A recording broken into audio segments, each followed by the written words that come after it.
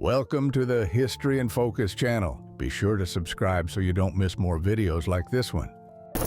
Survivors of the Ohrdruf concentration camp in Germany demonstrated to Dwight D. Eisenhower the methods of torture used by the Nazis.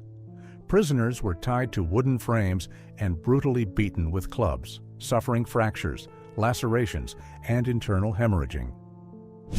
Many did not survive the repeated assaults. The scene revealed the extreme violence used to humiliate, subjugate, and physically destroy the detainees. At the Chelmno extermination camp in Poland, the Nazis used gas fans as a mobile method of mass murder.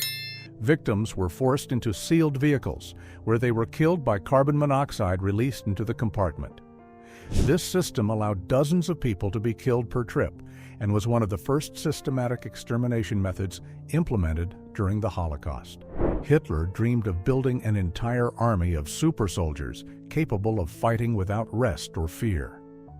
To achieve this, he authorized secret programs that tested drugs such as methamphetamine, aiming to increase physical resistance, eliminate fatigue, and intensify aggression. During campaigns like the invasion of France, many Wehrmacht soldiers were artificially stimulated to march and fight for days without sleep. Nazi doctors such as Ernst Holzlohner and Sigmund Rascher conducted brutal experiments on prisoners to study the effects of hypothermia. The victims were forced to remain in tanks of ice-cold water, wearing special clothing developed by the Germans. The goal was to measure how long a soldier could endure in freezing waters. Many prisoners died amid extreme suffering and lethal temperatures. In Mauthausen, Austria, prisoners were forced to play instruments while accompanying colleagues to executions, serving as a macabre soundtrack to death. In Yanovska, Ukraine, an orchestra formed by detainees was forced to perform songs such as the Tango of Death during the shootings of Soviet and Jewish civilians. Music was used as a form of humiliation, psychological torture, and control. The Einsatzgruppen carried out mass massacres in occupied territories of Eastern Europe during the Nazi occupation. Their victims, mainly Jews, Roma, and political prisoners, were forced to dig trenches before being shot. Formed by members of the SS and the police, these mobile units eliminated hundreds of thousands of civilians, functioning as a direct tool of extermination before the construction of the death camps. German students were subjected to mandatory racial education classes during the Nazi regime.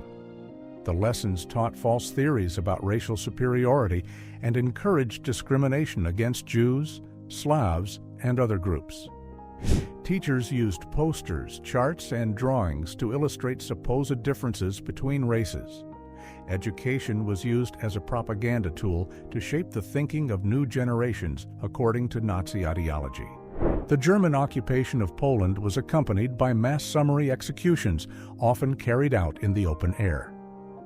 In just the first months, about 60,000 civilians were murdered. These actions were part of Operation Tannenberg, a plan aimed at eliminating the Polish elite to facilitate domination. Men, women, and even teenagers were killed without trial, many forced to dig their own graves before execution. During World War II, Adolf Hitler even developed plans to kidnap or assassinate Pope Pius XIII. The fear was that the pontiff would publicly condemn the Nazi regime and encourage resistance. Documents reveal that in 1943, SS officers prepared secret operations to invade the Vatican if the Pope denounced the crimes committed against Jews and other victims. The action was aborted due to fear of global reaction. Nazi propaganda posters spread eugenic ideas, warning of the dangers of allowing individuals considered genetically undesirable to reproduce. The belief that disabled people threatened the nation's future served as an ideological basis for the start of the Action T4 program. On September 1, 1939, Adolf Hitler signed the authorization that formalized the systematic murder of the sick and disabled. People with disabilities began to be forcibly transferred under the pretense of medical treatments. The Nazi regime organized the selection through doctors and local authorities, sending victims with Down syndrome, cerebral palsy, epilepsy, and other conditions to institutions where they were murdered by lethal injection or gas chambers. The goal was to reduce state costs and purify German society. The Hartheim facility was used as an extermination center during Action T4. Victims were murdered in gas chambers disguised as bathrooms, while medical teams falsified death certificates to cover up the crimes. Locations like Hartheim witnessed the death of approximately 275,000 people, many of them children and babies, marking the beginning of the mass extermination policy that would expand during the war. While thousands died in nearby concentration camps, Nazi commanders organized parties filled with alcohol and celebrations. Photographs show SS officers toasting and smiling, indifferent to the atrocities they supervised. Many of these celebrations occurred after mass executions, reinforcing the dehumanization promoted by the regime. The contrast between the prisoners' suffering and the commanders' leisure is one of the most shocking portraits of Nazi brutality. Besides the officers, soldiers and female workers from the camps also enjoyed moments of leisure. Here, we see men and women of the SS relaxing on beach chairs, playing music, and participating in picnics at a resort next to Auschwitz. While scenes of torture and death occurred just meters away, the routine of relaxation reflected the complete banalization of violence and absolute disregard for human life. Nazi propaganda films portrayed physically and mentally disabled individuals as burdens of the state, encouraging the population to support eugenics programs. These productions showed vulnerable individuals as useless expenses for society, justifying policies of forced sterilization and mass murder. The campaign was part of the Nazi ideology of racial purity and helped prepare the ground for the Action T4 program. Nazi guards made cruel bets on how long a prisoner could survive without food or water. Detainees were left to fend for themselves, often going 3 to 5 days without sustenance. When they did receive food, it was a thin turnip soup or a slice of hard bread. Many reached less than 88 pounds, dying slowly before the indifference of the soldiers. After the liberation of Auschwitz in January 1945, Soviet rescuers found thousands of survivors reduced to skin and bones. Adult men, who would normally weigh over 155 pounds, were found weighing only 66 or 77 pounds. In this image, a severely malnourished child is carried to receive medical care. Extreme hunger, coupled with violence and neglect, caused the deaths of many even after rescue. With extreme violence, some women assigned as guards in Nazi camps used sticks, batons, and whips to assault female prisoners. Any gesture, delay, or simple glance could be punished with brutal beatings. Known as Aufseherinnen, these guards were among the most feared by detainees and actively participated in tortures and selections for executions in gas chambers. Adolf Hitler had a fascination with dogs and supported training projects that tried to teach animals to communicate verbally. In special schools such as Heiligenberg, trainers attempted to make dogs respond to commands with short phrases, identify letters, and even speak by reciting poetry. Hitler believed that dogs could be used for military purposes, reinforcing the mysticism and pseudoscience that surrounded the regime. During the height of the Third Reich, many people were overtaken by true euphoria at seeing Hitler. Some were moved to tears while giving the Nazi salute, and crowds, especially women, gathered in ecstasy to catch a glimpse of him up close, as if he were a messianic figure. Nazi propaganda cultivated this cult of personality, transforming Hitler into almost a national object of worship. From birth, children were inserted into the rituals of the Nazi regime. In this ceremony, conducted by members of the SS, babies were presented at events that mixed family traditions with party ideology. During the ritual, adults reaffirmed their commitment to educate the child according to Nazi principles. The intention was to mold from an early age a generation totally loyal to the state and the Führer. As they grew up, children were incorporated into youth organizations such as the Deutsche Kinderschar and trained to serve the state from an early age. Uniforms, symbols, and awards reinforced pride and loyalty. In families aligned with the party, such as those of political leaders, children were prepared for military or administrative roles, shaping a generation destined to perpetuate the ideals and power structure. During adolescence, boys from the Hitler Youth underwent intensive military training. They learned to handle rifles, execute guerrilla tactics, dig trenches, and endure long tests of physical endurance. In 1945, many as young as 13 or 14 years old were sent to the front lines, tasked with defending ruined cities. Children became improvised combatants, desperately launched into the final war effort. Josef Mengele, known as the Angel of Death, conducted cruel experiments on twins at the Auschwitz concentration camp. Without using anesthesia, he subjected children to brutal surgeries, amputations, and injections of chemical substances. His goal was to study genetic similarities and attempt to create methods to increase the birth rate of twins. Few who went through his experiments survived unscathed. Among the children liberated at Auschwitz-Birkenau in 1945, many had been direct victims of Josef Mengele's experiments. It is estimated that more than 3,000 children died under his cruel care.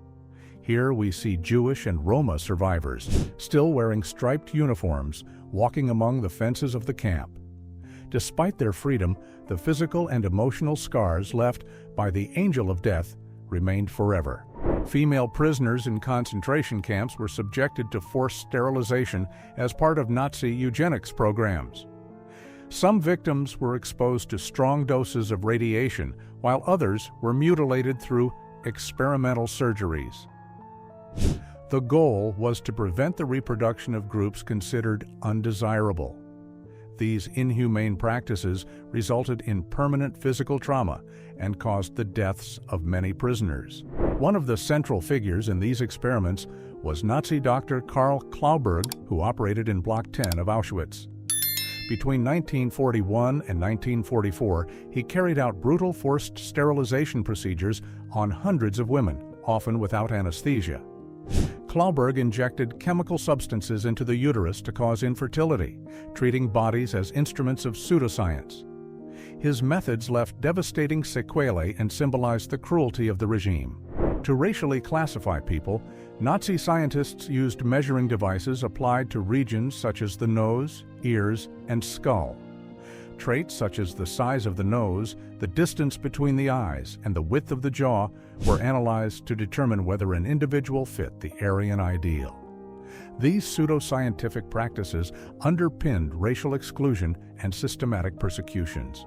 Here we see a prisoner having his head shaved at the Sachsenhausen concentration camp, Germany, in 1942. The shaving of hair was part of the Nazi dehumanization process, eliminating any trace of personal identity. The act marked the beginning of the routine of humiliations. Prisoners lost their names and were reduced to numbers, trapped in a system that transformed individuals into disposable parts of the death machine. Prisoners were identified with numerical tattoos, replacing their names with simple codes. This method was used primarily at Auschwitz, where new arrivals had their numbers tattooed on their left arm. The practice aimed to dehumanize the detainees, reducing them to a sequence of digits. Many carried these marks for the rest of their lives as a permanent reminder of the horrors they faced. At the Dachau camp in Germany, prisoners were forced to participate in experiments to test ways to make seawater drinkable. They could not eat and were hydrated only with different types of water: salty, desalinated, or chemically treated. Observed without anesthesia, they suffered severe dehydration, convulsions, and multiple organ failure, victims of pseudoscientific practices. Between 1942 and 1944, Jews from the Lodz ghetto in Poland were forced to board freight trains bound for the Chelmno extermination camp. In desperation, the ghetto leader, Chaim Rumkowski, even asked parents to hand over their own children for deportation. Lodz, with more than 160,000 people confined, was the scene of hunger, disease, and one of the greatest human dramas of the Nazi occupation. Within Berlin institutes, racial hygienists meticulously evaluated facial characteristics such as forehead height, chin shape, and eye angle. Every physical detail was recorded to decide who would be accepted or rejected by Nazi society. Although lacking real scientific foundation, these measurements fueled racial purity propaganda, legitimizing discrimination, deportations, and violence in the name of a sick ideology. Before boarding the trains, Jews were instructed to bring clothes, suitcases, and personal belongings, believing they would be resettled in new locations. However, their possessions were confiscated as soon as they arrived at concentration camps. Many of these goods were never reused and were abandoned, scattered, and buried in the snow, revealing the cruel deception and destroyed hope. In Auschwitz, large warehouses accumulated the clothes and personal belongings stolen from victims immediately after arrival. Each item was separated, stacked, and destined for industrial reuse in Germany. While millions were murdered in gas chambers, their goods were systematically looted, transforming Auschwitz not only into a center of extermination, but also into a machine of economic exploitation. Hitler's relationship with his young niece, Geli Raubal, was marked by suffocating and disturbing control. Practically kept as a prisoner in his residence, Geli lived under constant surveillance and severe restrictions. In 1931, after an argument over her attempt to flee to Vienna, she was found dead from a gunshot fired from Hitler's weapon, a death surrounded by suspicions that to this day raises questions about the true outcome. The Lebensborn program, created by Heinrich Himmler, aimed to increase the population of the Aryan race in Germany. Nurseries like this one welcome children considered racially pure. Nazi scientists attempted to modify physical characteristics, using methods to lighten skin, hair, and eyes. Many of these children were carefully selected to become future pillars of the Reich, reinforcing racial supremacy ideology among new generations. To feed the Lebensborn program, thousands of children were kidnapped from occupied countries, especially from Poland. Those who possessed Aryan features were torn from their parents and forcibly Germanized. After re-education, they were given to German families as part of the racial purification plan. Many never reunited with their biological families, having their identities erased to serve Nazi propaganda. The tattoo shown in the image belonged to a prisoner of the Buchenwald concentration camp. SS men would rip the tattooed skin from victims to use it as decoration on the walls of their quarters. Ilse Koch, wife of Commander Karl Otto Koch, became known as the Witch of Buchenwald for personally selecting tattooed prisoners to be murdered and have their skins brutally removed. British and Allied doctors applied DDT to survivors liberated from concentration camps to combat lice, fleas, and prevent typhus epidemics. The powder was spread on the prisoners' clothes, scalp, and even skin. Many arrived infested and on the brink of death, the result of deliberate Nazi neglect, who maintained detainees in inhumane conditions as a form of slow extermination. Thousands of wedding rings ripped from Jewish prisoners were found by United States soldiers hidden in the salt mines of Heilbronn, Germany. In addition to rings, the Nazis hid gold, jewelry, watches, and any valuable objects. The looting was part of the total plundering policy applied in the camps. The discovery occurred in May 1945 during liberation operations.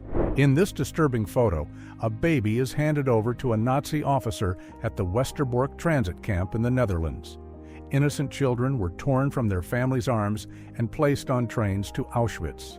Westerbork served as the departure point for tens of thousands of deportees, including Anne Frank.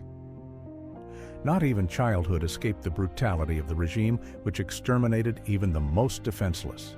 The classification of prisoners in Nazi camps was done through colored triangles applied to striped uniforms.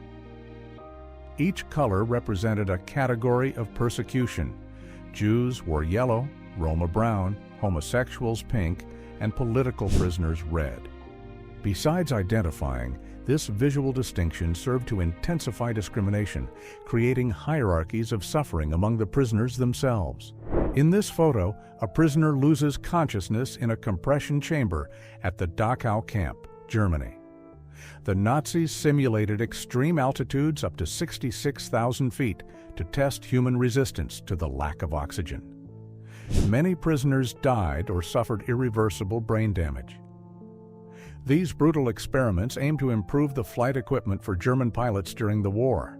The commando order, secretly issued by Hitler in October 1942, mandated that all Allied soldiers captured during commando operations be summarily executed without trial. Even properly uniformed and unarmed combatants who tried to surrender were killed under this brutal directive, blatantly violating international laws of war. German racial laws prohibited relations between Germans and Poles, classified as racial contamination. Women accused were publicly humiliated, forced to wear signs saying, "I am expelled from the people's community." Many had their heads shaved to be recognized as criminals and lepers. These punishments were part of a Nazi campaign to reinforce racial purity and discourage any contact considered improper. Dr. Hertha Oberhäuser, a Nazi doctor at Ravensbrück, was tried for war crimes after the fall of the Third Reich. Known for her cruelty, she performed brutal experiments, injecting gasoline, bacteria, and toxic substances into the bodies of prisoners. Many victims were deliberately wounded and left untreated, merely to observe the effects. Oberhäuser was the only female doctor convicted at the Nuremberg trials. Female prisoners were forced to work in sewing workshops, making coats, socks, and uniforms for German soldiers. They also mended and repaired shoes used on the front lines. In exhausting shifts, they sewed for hours without rest, in unhealthy conditions. This forced labor offered no protection or benefit, only prolonging suffering while contributing to the Nazi war effort. Bales of human hair, numbered and packaged for shipment to Germany, were found in extermination camps after liberation. The hair was ripped from prisoners shortly after arrival and used in the manufacture of fabrics, upholstery, and other industrial products. This practice was part of the Nazi system of total exploitation of bodies, treating prisoners as mere raw material. In 1933, Jewish businessman Oscar Danker and his Christian girlfriend were forced to carry public signs discouraging relations between Jews and Germans. 2 years later, the Nuremberg laws officially prohibited marriages and intimate relationships between true Germans and Jews. The displayed diagram illustrates how the regime racially classified people, defining degrees of Jewish ancestry to apply the restrictions. Heinrich Himmler, head of the SS and executor of the Final Solution, inspected the Ravensbrück camp in Germany. Obsessed with racial purity, he personally oversaw the management of camps and the execution of cruel medical experiments. In Ravensbrück, intended for women, prisoners were subjected to forced transplants and deliberate infections. Himmler saw mass extermination as a biological duty to strengthen the future of the Reich. At Auschwitz, the greatest symbol of Nazi terror, gas chambers and crematoriums operated in an industrialized manner for mass murder. Daily, about 6,000 prisoners were killed in these facilities, taken under false promises of showers or work. After execution, their bodies were incinerated in furnaces in a calculated process to hide the evidence and accelerate large-scale extermination. Kurt Meyer, an SS commander, was taken to trial in Aurich, Germany, accused of ordering the execution of 18 Canadian prisoners of war captured in Normandy in 1944. Known for his fanaticism and brutal methods, Meyer incited his young troops to fight savagely, violating the conventions of war. Although sentenced to death, his sentence was later commuted to life imprisonment.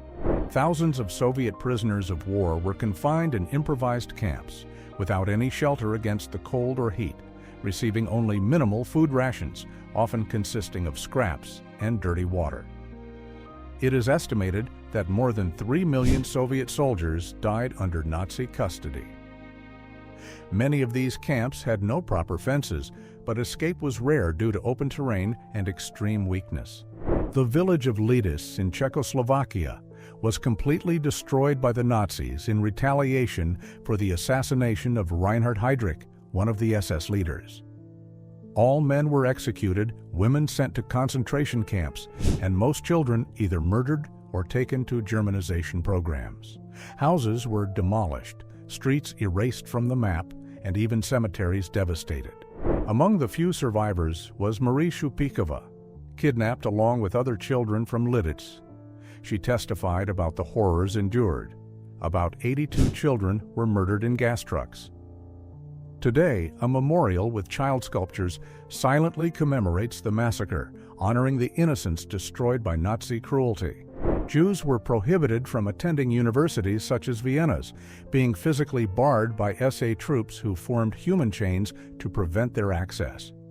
This attack on education was part of a broader offensive against culture and free thought, which included censorship and mass book burnings, attempting to mold all intellectual production to the regime's ideology.